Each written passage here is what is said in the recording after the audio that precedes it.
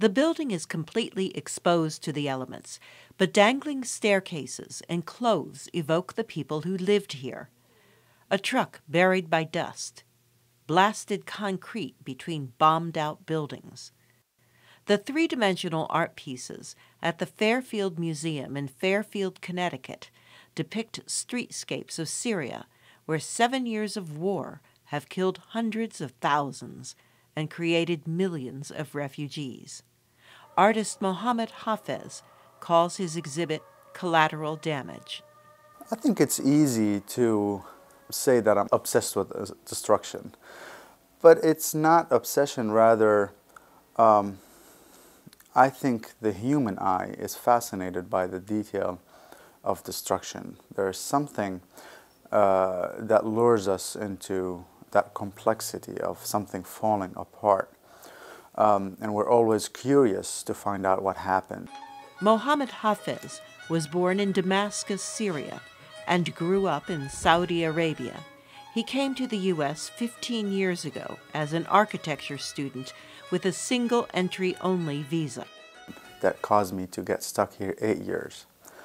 This had caused a lot of homesickness and longing to the beautiful country that I have left. I started using scrap materials and leftover materials from architectural model making, and I started remodeling old Damascus and old Aleppo in miniature form. The way they were before the war. Hafez's new art project sheds light on the war's aftermath for refugees. He recreated the houses and the places refugees were forced to leave behind in vintage suitcases. When the word got out that I was doing this project, a lot of people came to me with their parents' and grandparents' suitcases. And I'm talking about Jewish communities, Irish communities, German communities, Indian communities that really felt and resonated with the pushback against today's immigrants. And it reminded them of what their ancestors and their grandparents have been through in this country. To viewers, Hafez is redefining the word refugee. I was really impressed listening to him talk about how art can be used to help humanize something that the media just paints everybody with one brush. He's taken all of these different little snippets of people's lives and that he's showcasing them in a way that gives them their humanity back.